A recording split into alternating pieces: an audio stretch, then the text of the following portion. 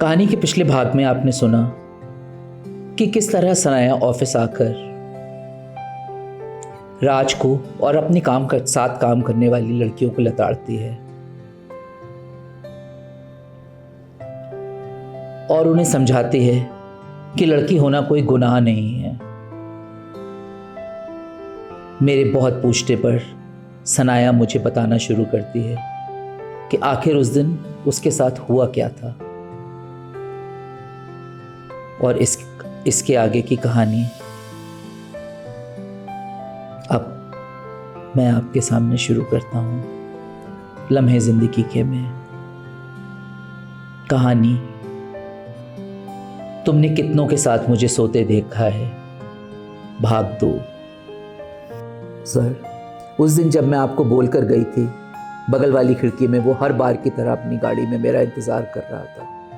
मैं दरवाज़ा खोलकर उसके बगल में बैठ गई। उसकी आंखों में देखते ही 1 सेकंड को तो मुझे लगा कि मैं सब भूल गई हूँ कि मैं यहाँ किस लिए आई हूँ।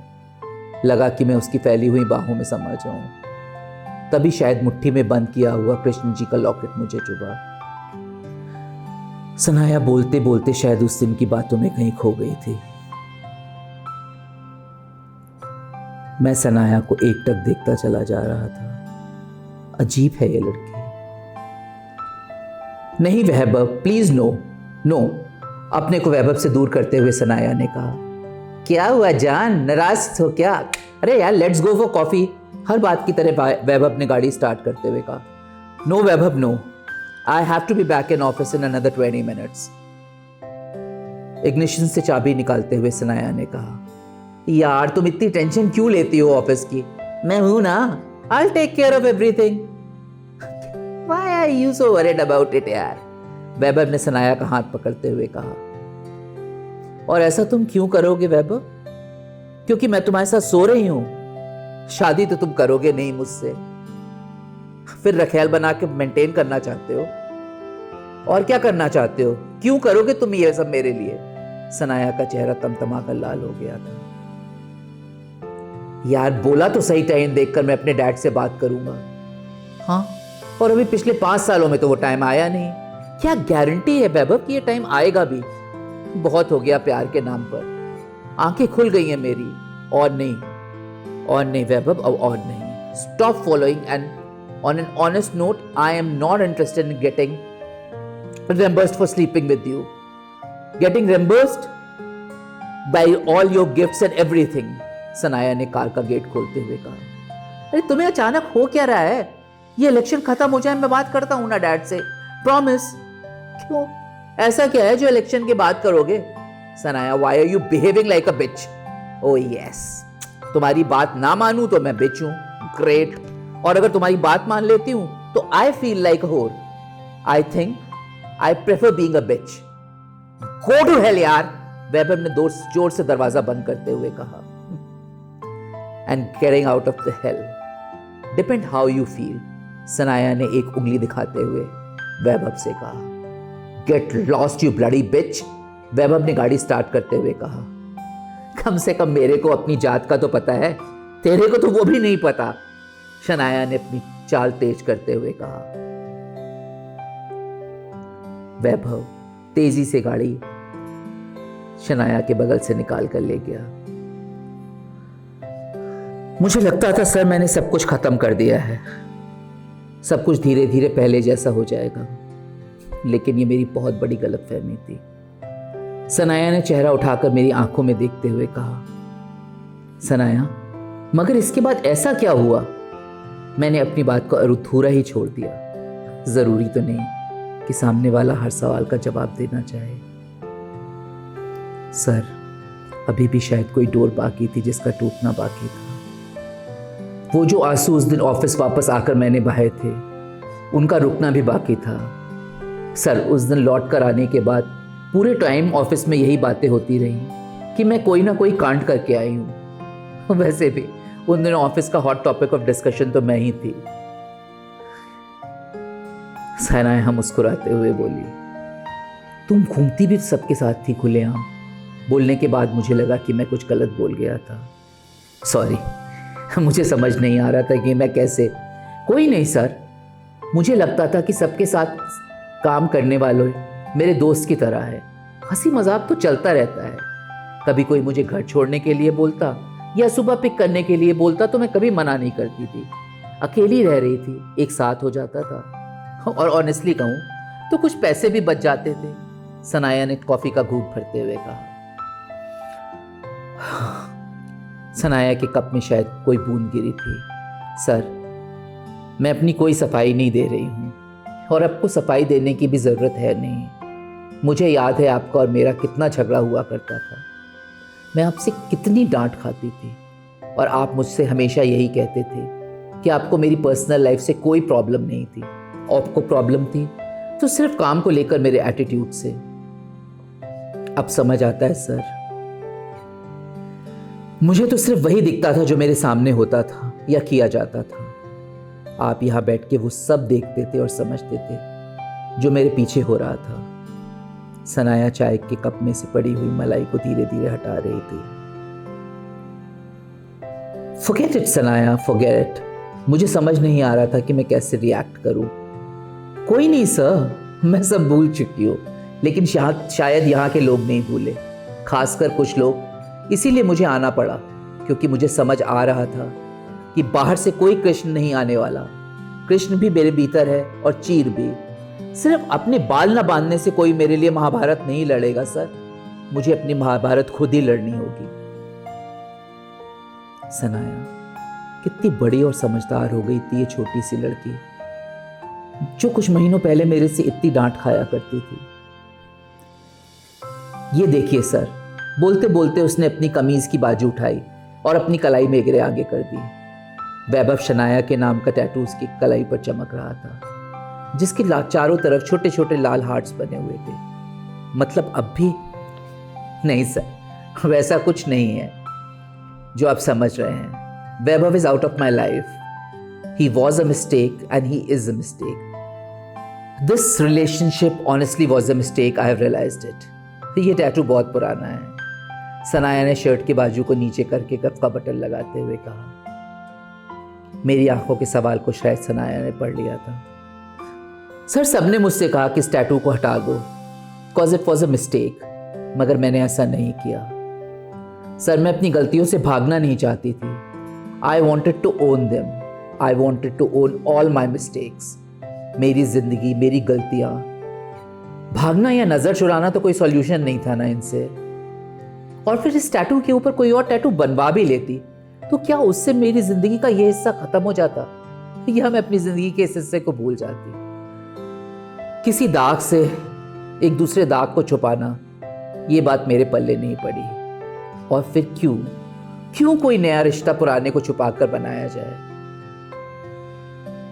सनाया के चाय के कप में शायद कुछ पड़ गया था। कुछ था इस लड़की में जो मुझे अंदर ही अंदर तक छील रहा था। कितना बदल गई है लड़की इतने महीनों में। बदलना ही पड़ता है सर।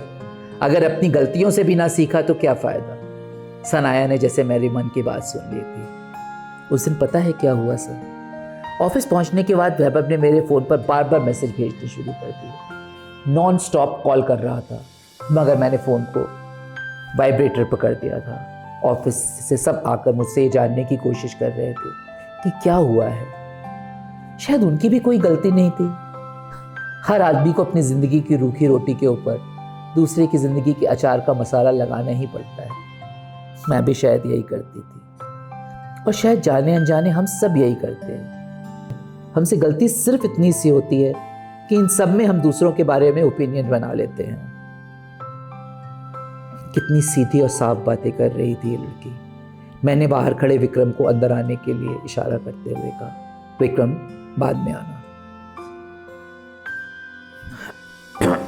पता नहीं क्यों सर, क्यों मैंने उस दिन फोन उठा लिया। सनाया वापस उस दिन में उतरने लगी थी। जान, प्लीज माफ कर देना मुझे, प्लीज गलती हो गई यार मुझसे। गुस्से में पता नहीं मैं क्या क्या बोल गया था। वैभव फोन पर गिड़गिड़ा रहा था। कोई नहीं यार, कम से कम तुमने वो तो बोला जो तुम्हारे दिल में था। नहीं जान, तुम ऐसे सोच भी कैसे सकती हो? वो तो बस ऐसा कुछ हुआ था घर पे यार, पापा मम्मी से झगड़ा हो गया था। और उसका सारा का सारा गुस्सा मैंने तुम्हारे ऊपर निकाल दिया। आई स्वेयर मुझे सच में ऐसा नहीं करना चाहिए था। इट्स ओके वैभव, वही हुआ जो होना चाहिए था। मुझे एक बात बताओ, कब तक एक नकली उम्मीद के सहारे हम इस रिश्ते को खींचते रहते? सनाया ने एक गलत एंट्री पर वाइटनर लगाते हुए कहा। प्लीज सनाया, तेरे को क्या सच में ऐसा लगता है कि मैं तेरे से शादी नहीं करना चाहता?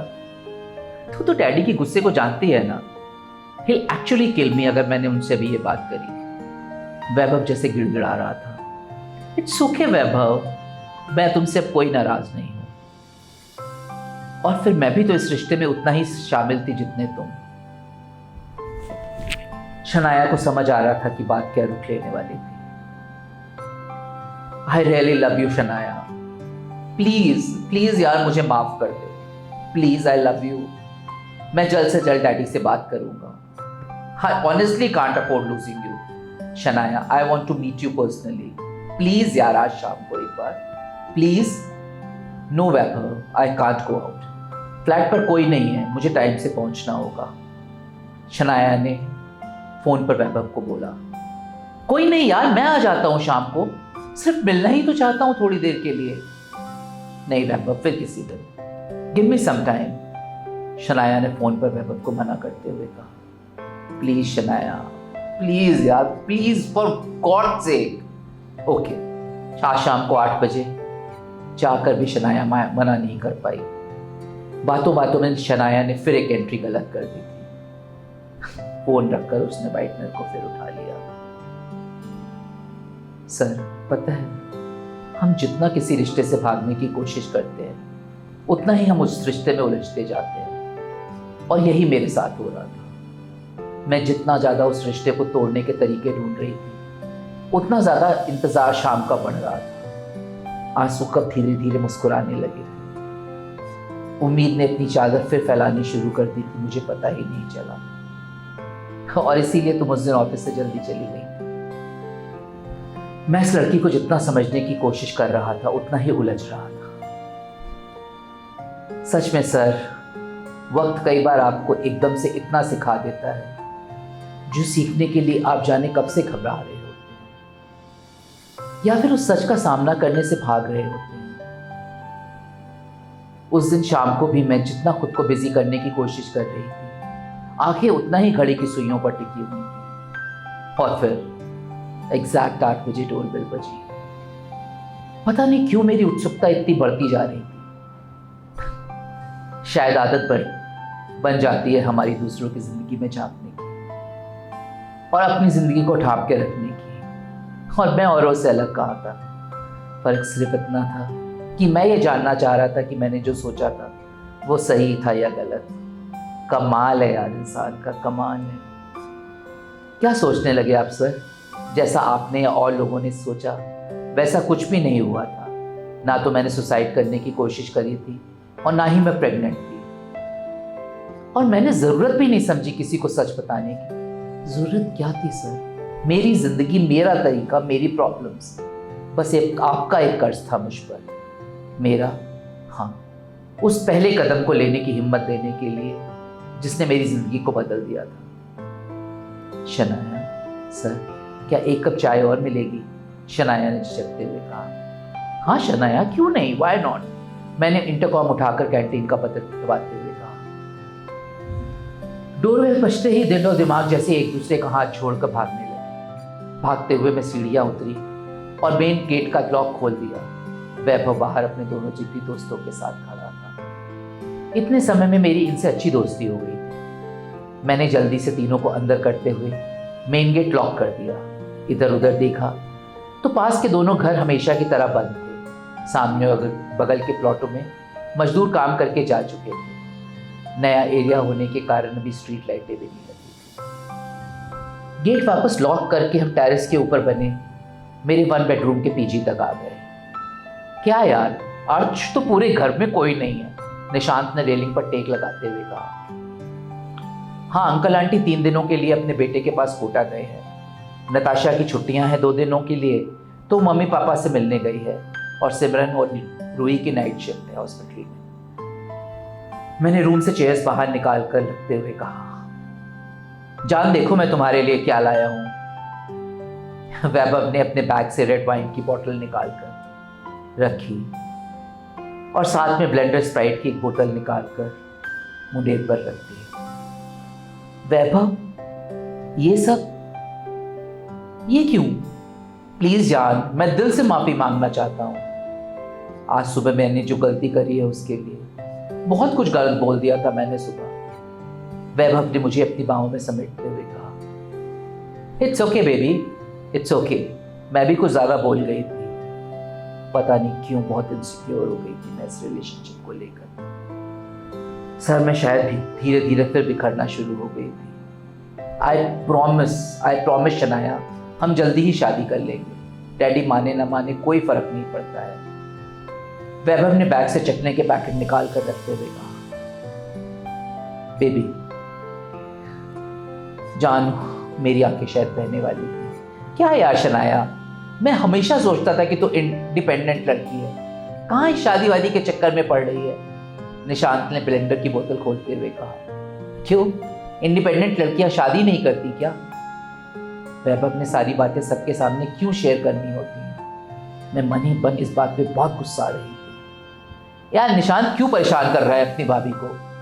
मेरी आंखों से प्यार की एक हवा का झोंका उड़कर वैभव को छूने लगा था। चल यार, इन लोगों को यहीं छोड़, हम अंदर चल के बैठते हैं। वैभव ने मेरा हाथ पकड़कर कहा, और तुम लोगों को कुछ खाना पीना हो तो स्विगी से ऑर्डर कर देना। अपना कार्ड निशांत और टीनू की तरफ उछालते हुए वैभव ने मेरा हाथ पकड़ते हुए कमरे का दरवाजा खोला। कमरे का दरवाजा बंद करते ही वैभव ने मुझे अपनी बाहों में जकड़ लिया। मैंने उसे खुद से दूर करने की कोशिश करी, मगर ये शायद कोशिश अपने आप में अधूरी ही थी, क्योंकि मैं अपने आप को उससे दूर करना ही नहीं चाह रही थी। लेट्स गेट मैरिड जान, मैं तुम्हें खो नहीं सकता हूं। I can't afford it. Vaibhav के हाथ मेरे बदन पर मचल रहे थे। मैं चाह कर भी उसे नहीं रोक पा रही थी। शनाया आपको असहज हो रही थी। कोई नहीं शनाया, दिल और दिमाग की जंग में अक्सर ऐसा होता है। मैंने शनाया की हथेली पर हथेली रखते हुए कहा। ऑफिस का दरवाजा खोलते हुए विक्रम चाय की ट्रे लेकर अंदर आ गया। शनाया की हथेली मेरी हथेली में देखकर उसके चेहरे पर एक मुस्कुराहट सी आ गई। कई बार ये मुस्कुराहट किसी की सोच में क्या चल रहा है ये सब बयां कर देती है। शनाया ने उसकी तरफ देखकर धीरे से अपनी हथेली खींच ली। जाते समय दरवाजा बंद कर देना, मैंने विक्रम की तरफ एक आदेश उछालते हुए कहा। जी पता है मुझे। विक्रम जैसे ही वापस जाएगा, कैंटीन में जाकर क्या पत्थर उछालेगा और क्या बातें करेगा। ये एक नई कहानी शुरू होने के लिए तैयार हो चुकी थी।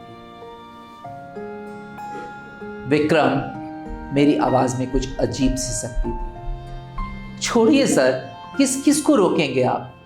शनाया ने मेरी बात काटते हुए कहा। सही कह रही हो, मैंने चाय का एक कप उठाते हुए कहा। सर, जंग उस दिन दिल और दिमाग की नहीं थी, दिमाग और शरीर की थी, और शरीर उस दिन उसमें जीत गया। वाइन मुझे बहुत अच्छी तरह चढ़ चुकी थी। रात के 1:30 बजे हम कमरे के बाहर निकले। बाहर निशांत और टीनू अभी भी अपना पैक बना रहे थे। क्या यार, बहुत देर लगा दी? निशांत ने अपना ग्लास वैभव की तरह बढ़ाते हुए कहा। अब यार इतना टाइम तो लगना ही था, आखिरकार अपनी जान को मनाना जो था। वैभव की आवाज में ऐसा कुछ था जो मुझे बिल्कुल भी अच्छा नहीं लगा था। मैंने घूर कर उसकी तरफ देखा। फिर मना लिया अपनी जान को और मना ली अपनी सुहागरात? टीनू ने सिगरेट का धुआं छोड़ते हुए कहा। और नहीं तो क्या, तुम लोग भी मना लो अगर तुमने मनानी है तो। वादा करो इससे शादी का और कुतिया के पुर की तरह रोटी डालो और काफी है सुहागरात मनाने के लिए। वैभव ने मुझे अपने से दूर धक्का देते हुए कहा। मुझे समझ नहीं आ रहा था कि ये सब क्या हो रहा है। मेरी जवान जैसे तालू से चिपक गई थी सर। क्यों? सुबह मुझे मेरी जात बता रही थी ना तू? अपनी जात पता चल गई तुझे? शादी करनी है मुझसे, औकात देखिए तूने अपनी। तेरी जैसी लड़कियां ना सिर्फ बिस्तर के लिए ही होती हैं, घर के लिए नहीं होती। वैभव की आवाज चारों तरफ गूंज रही। मुझे समझ नहीं आ रहा था मेरे साथ ये क्या हो रहा है। मैं फिर एक बार वही गलती कर चुकी थी। या फिर सर गलती करना मेरी आदत बन चुकी है। गलती तो सिर्फ एक बार या दो बार ही होती है ना, उसके बाद वो गलती नहीं होती, आदत बन जाती है। और अचानक वैभव के गाल पर पड़े मेरे तमाचे की आवाज से तीनों की हंसी जैसे पत्थर सी हो गई थी। तमाचा पड़ने पर वैभव तो जैसे पागल सा हो गया था। उसने मुझे गाली देते हुए धक्का दिया। मेरा पैर पीछे रखी कुर्सी से उलझा, इससे पहले कि मैं अपने आप को संभालती। छत की मुंडेर से टकराकर मैं पलटी और बाहर की तरफ लुढ़क गई। और उसके बाद सर मुझे कुछ भी याद नहीं। अस्पताल में जब आँख खुली तो पता चला कि 3 लड़के मुझे छोड़ गए थे। मैं उन्हें किसी सड़क पर गिरी मिली थी। शायद नशे में मैं सड़क छत से गिर गई थी। सनाया ने मुस्कुराते हुए कहा, सनाया, मगर तुमने पुलिस को उस दिन बयान में कुछ क्यों नहीं बताया? तुमने क्यों नहीं कहा? तुमने ये क्यों मान लिया कि तुम नींद की गोली खाकर छत पर टहल रही थी, जिसके कारण तुम्हें चक्कर आ गया था और तुम गिर गई थी? मुझे समझ ही नहीं आ रहा था कि मैं कैसे रिएक्ट करूं। फायदा जो होना था सर वो हो चुका था। मगर शनाया, मैं समझ रही हूं सर, मैं उस पर केस कर सकती थी। एक और लड़की उसके चंगुल में आने से बच जाती, उससे बच जाती। मगर बाकी मर्दों का क्या? ये तो उनकी फितरत में शामिल है ना सर। गलती मेरी ही थी जो मैंने शादी को इतना इजी वे समझ लिया था। शादी जिंदगी में सेटल होने के लिए, वो शादी के वादे करके जो चाहता था वो उसे लीगल कागज पर करने को मिल जाता। नहीं सर, नहीं। मुझे समझ आ गया था कि अपनी बहनों को सेटल करने के लिए मुझे शादी करने की या उनकी शादी कराने की कोई जरूरत नहीं है। उन दोनों का एडमिशन मैंने कॉलेज में करवा दिया है। उनकी पढ़ाई की पूरी जिम्मेदारी मैंने ले ली है। MBA कॉरेस्पॉन्डेंस ज्वाइन कर लिया है जॉब के साथ साथ। सर अब मैं वुमेन ऑर्गेनाइजेशन में भी काम कर रही हूँ, अपनी जैसी लड़कियों के लिए। सनाया बोलते बोलते हाँफने लगी। सनाया, एक बात बताना, अपने हक के लिए तुझे नहीं लगता कि तुझे लड़ना चाहिए था? मेरी आवाज लड़खड़ा रही थी। हक? ये आदमी देंगे ही क्या हमें सर? मुझे समझ आ गया था सर, दिल, दिमाग और शरीर को अलग अलग करके कैसे जीते हैं। आज अगर मैं किसी के साथ सोती हूं तो वो मेरे शरीर की भूख है, और खाना खाकर बर्तन को धोकर साफ कर दिया जाता है। सर बर्तन कभी झूठा नहीं होता, झूठी होती है हमारी सोच। मगर सनाया, इस तरह कोई नहीं सर, जिस दिन दिल को अपनी खाली मिल गई शादी भी कर लूंगी। सिर्फ इतना ही, समझ आ गया है कि जरूरत चीर की नहीं, हमने अपने शरीर को लेकर आने वाली शर्म की है। अब इनको शर्म नहीं आती तो हमें क्यों शर्म आए? बोलते बोलते शनाया ने दरवाजा खोल दिया। बाहर दरवाजे से सटा हुआ राज खड़ा था, जो झटके से सनाया के पांव में आकर लुढ़क गया। कोई बात नहीं, इसी बहाने मेरा हाथ पकड़ ले, सनाया ने उसे उठाने के लिए हाथ बढ़ाते हुए कहा। दरवाजा बंद करते हुए पर सनाया पलटी। सर, छिनाल औरतें नहीं होती, आदमी होता है। झटके से दरवाजे पर लगी सत्यमेव जयते की तस्वीर हिल रही थी। शनाया ने दरवाजा बंद किया और बाहर निकल गई।